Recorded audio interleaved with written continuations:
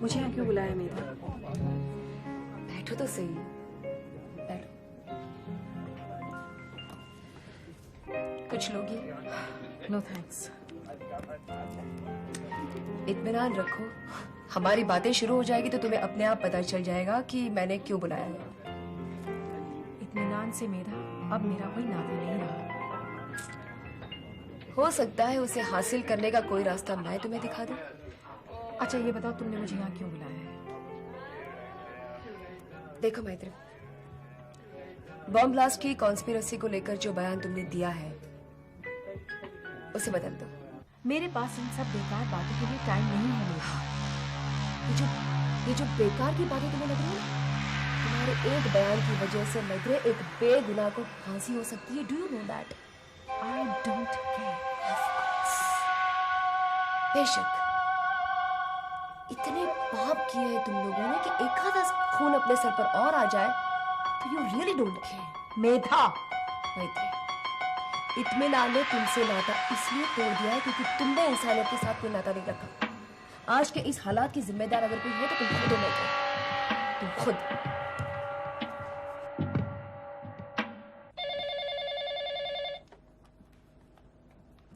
Hello, कौन बोल रहा है? मैं युवराज बोल रहा हूँ। आप कौन? तेरा बाप बोल रहा हूँ बेटे। तेरा अपनी डियर आंटी को बोलना कि उसके अंकल का फोन आया है। ए, तमीज से बात करो तुम। अपन को तो सिर्फ बदतमीजी आती है, और अगर तमीज देखनी है तो उसका खर्चा आएगा 50। और अपनी आंटी को कहना जल्दी से चुका दे, वरना इधर दबके किसी और को देना, समझे? सुन, फिलहाल अपना लेन देन तुम लोगों के साथ चलता है, समझा? और मेरी बातों को कीदड़ भपकी मत समझना, वरना तेरी बहन सुहा को खो बैठेगा तू। टोनी, तुम कल रात को वो एयरपोर्ट गई थी कि नहीं? ये मेरी इंसानियत थी, हाँ? वरना उसका सवेरा आज मेरे साथ होता। औरतों से क्या जोर आजमाता है हरामजादे? भिड़ना है तो मुझसे आगे भिड़।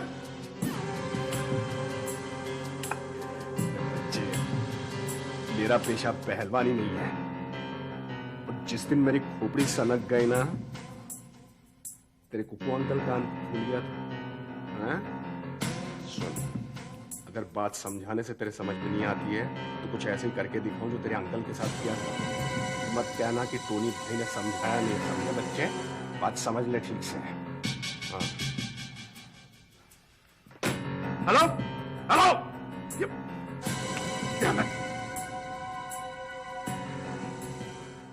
मेरे जख्मों पे नमक मत छिड़को मेधा। गहरे जख्मों का मरहम शुरू में नमक की तरह जलता है, लेकिन थोड़े से सुकून के लिए थोड़ी सी तकलीफ सादा बनानी।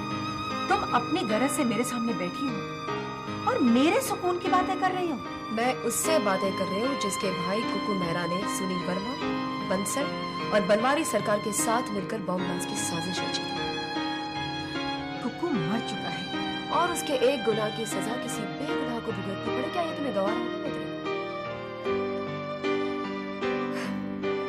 अपनी भाई की मौत से वो सीखो मैत्री जो जिंदगी तुम्हें सिखाना चाहती है।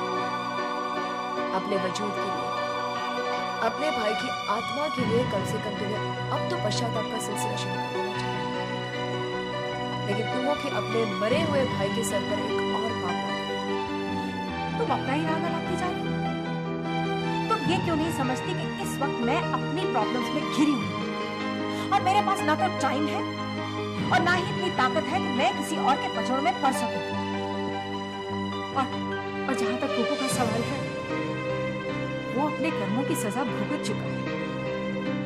बहुत ही घिनौनी मौत मिली है उसे। अब मैं भी अपनी प्रॉब्लम से निकलकर वापस स्टेट्स जा रही हूँ। ठीक है, हालात से भागकर तुम स्टेट्स वापस चले जाओ, लेकिन इस एहसास को मैं तुम्हारे पीछे लगा दूंगी कि तुम एक बेगुनाह को बचा सकती थी, लेकिन तुम अपनी खुदगर्जी में उसे एक मौत देकर चली गई। प्लीज मेधा, प्लीज चुप हो जाओ। ये बात मैं, क्योंकि ये एहसास अब तुम्हारे पीछे लग चुका है। दुनिया के किसी भी कोने में तुम चैन से जी नहीं सकते। बात तुम्हारे सर पर हमेशा सवार रहेगी कि तुमने अपनी जिंदगी की नई शुरुआत एक मासूम की बात की।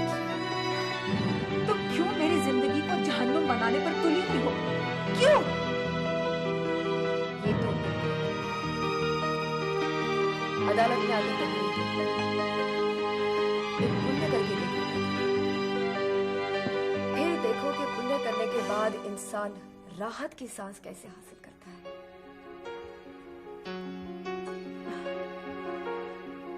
ओके, ठीक है।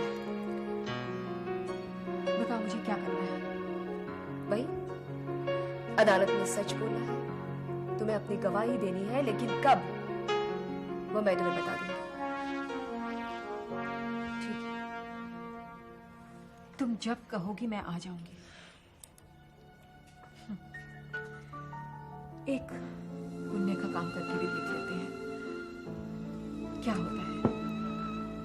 ट्राई। और कुछ? हाँ, तुम्हें कुछ अंदाजा है कि बंसल का वो कैसेट कहाँ होगा? जहां तक मुझे मालूम है, रोनी ने वो कैसेट सुनील को दिया था। तो वो कैसेट या तो सुनील के घर होगा या फिर कहीं और नहीं। मतलब मुझे रितु से बात करनी पड़ेगी, लेकिन उससे पहले मुझे रोनी से मिलना पड़ेगा।